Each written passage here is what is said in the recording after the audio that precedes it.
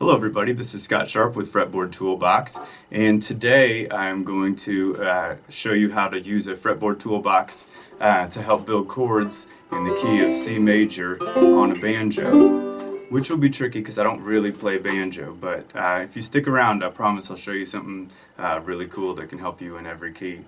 Let me show you how it works. Okay, if we take a look at a Fretboard Toolbox Complete 5-String Banjo Edition, and we turn to page 19, that is going to be the key of C major and A minor page. And to build chords, what we want to know is which chords are found within a key. We want to know what are the Roman numerals for those chords. So C major is my 1 chord, D minor is my 2 chord, E minor is my 3 chord in the key of C major. And then we have the minor key Roman numerals here on the right in not bold font, and those are going to correspond with the relative minor key. But today we're just worried about the key of C major. We're thinking about building these chords, and I'll show you how you do it with the toolbox.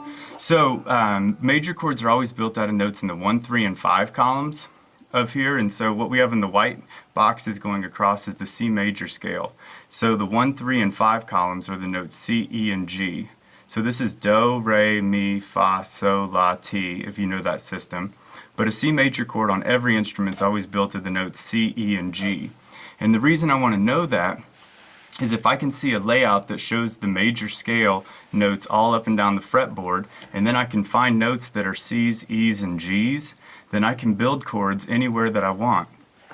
So that first C major chord here, since it's going to be built of notes C, E, and G, I just come down here. I can play that 5-string open because that's a C, E, or G note.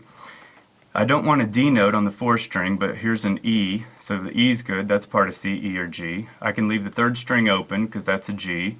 1st string I don't want B, but I can hit the C here on the 1st fret. And then on the 1st string I don't want a D, but I can hit the E on the 2nd fret here. So one way to play a C major on a banjo is 4th string, I have E, 3rd string, open, 2nd string, 1st fret, 1st string, 2nd fret. Notice I'm not using any finger picks because I don't really play banjo and I'm trying to make it quiet for you. Okay, so C major is built to the notes C, E, and G. I can find notes all up and down the fretboard, or chords all up and down the fretboard really easily, because if I know I need the notes C, E, and G, then if I just bar this 5th fret, that's still a C major because that's the notes C, E, and G. So here we had E, G, C, E. No, that was an E major. Here's E, G, C, E. And then here, 5th fret is a C major also. And then if I look on the 10th fret, I've got G, E, C, C, E, G, C here. So on the 10th fret, 9th fret, 8th fret, and then back to the 10th fret. So that C major looks like this. So here's the 5th fret, 7th fret, 8, 9, 10. So I have C major here, I have C major here, and I have C major here, because those are all just using C, E, and G notes. I can build F major chords the same way. They're going to be made of notes in the 1, 3, and 5 columns. So F major is my 4 chord. You're always going to want to know your 1 chord, your 4 chord, and your 5 chord in every key, because those are the ones that build the backbone of so many songs. But to play an F major, I'm going to play F, A, and C notes. So I can see right here I've got F, A, C, F. And that looks like this on the 3rd fret, 2nd fret, 1st fret, and 3rd. And notice that the G note isn't in that chord. It's not part of F, A, C, but sometimes you can get away with it. You just have to decide which times you can get away with it and which times you can't. But we have F, A, C there. If I come up to the 7th fret, I have A, C, F, A. So that looks like this. A, and then C, F, A. So A, C, F, A. And then if I come to the 10th fret, I've still got a bar there that's all F, A, and C notes. So again, I had 5, 7, 8, 9, 10. So remember, here was my C major on the 5th fret. I have a F major on the 10th fret. F major down here. I had an F major right here. And then I had one on the 10th fret. The G major chords are going to be made the same way, G, B, and D notes. So if I look at the open strings of a banjo, those are all G, B, and D notes, which is why when you strum a banjo open and you have it tuned in standard tuning, then you're playing a G major chord because you're just playing G, B, and D notes. But I've also got a G major here, 5th fret, 4th fret, 3rd fret, and 5th fret. Remember I had F major here, G major, so F major, G major, and then to come back to the 1 chord, I can bar that 5th fret because that was a C. Another G major is going to be the notes B, D, G, B, because remember G majors are always made of G, B, and D notes. So on the 9th fret, and then the 7th, 8th, and 9th fret. So here's the 5th fret, 7th fret, 8th, 9th. So that's G major, that's G major, and open is G major. Then to build minor chords, you just need the notes in the 1, flat, 3, and 5 columns. So if you take a major scale, like a D major scale, the 3rd note, like Do, Re, Mi, is going to be an F sharp, but a minor chord is going to have a flat 3. And if you look at the notes that build up the chords in the white boxes here, that build up the chords of the key, you'll notice that those are all notes that are part of the major key.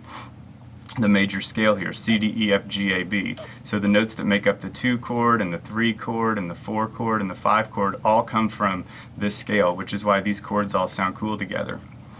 So a D minor chord, D, F, A. Try to show you this quickly here. I can play F, A, D, F on the 3rd fret, 2nd fret, 3rd fret, 3rd fret. And you'll notice that, so this is F, A, D, F, F, A, D, F. You'll notice that has a sadder sound. Minor chords tend to have sadder sounds. And then if I look anywhere else, I can cover D's, A's, and F's, or D's, F's, and A's. I've got A, D, F, A on the 7th, 7th, 6th, and 7th fret.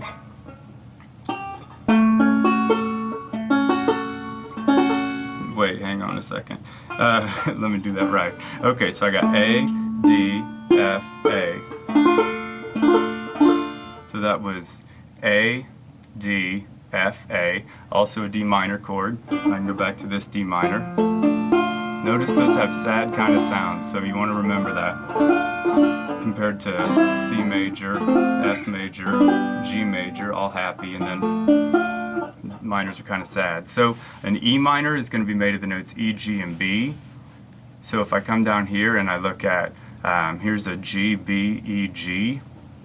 On the 5th fret, 4th fret, 5th, and 5th. And notice that's just skipping a fret up, so it's called a whole step. So here's D minor is the 2 chord, E minor is the 3 chord, F major is the 4, G major is the 5, and C major is back to the 1. So we're just thinking about what are the Roman numerals of the chords that I'm using and which notes are making up those chords. If you want to play a flat 7 chord, which you play a lot in bluegrass music, the real 7 note of the key of C is a B, but a flat 7 is a B flat. So you can turn that B flat note into a B flat chord by playing the notes B flat, D, and F. And notice these 2 notes are in white boxes because they were from the key, but this one's not. So this chord's going to have a little bit of a different sound. But if I want to play B flats, D's, and F's, I've got a bar right here on the 3rd fret. So I could play this. Here's C major, B flat major, C major. So when I know the notes that build the chords, and then I know where the notes are found all over the fretboard, I can play them anywhere I want. And the last thing I'll show you real quick here is if you want to make 7 chords, either like dominant 7 chords like a G7 or C7, you'll add the note in the flat 7 column. And if you want to make minor 7 chords, you'll also add a note in the flat 7 column. It's just minor 7s add the flat 7 to a minor chord, 1 flat 3 5, and then dominant 7 chords add a flat 7 to the major chord. So a C7 chord is going to have the note C, E, G plus a B flat. So if I come down here and I look at that E, G, C, E position, there's a B flat right here on the 3rd fret. So if I play that C major, and here's my bluesy sounding note,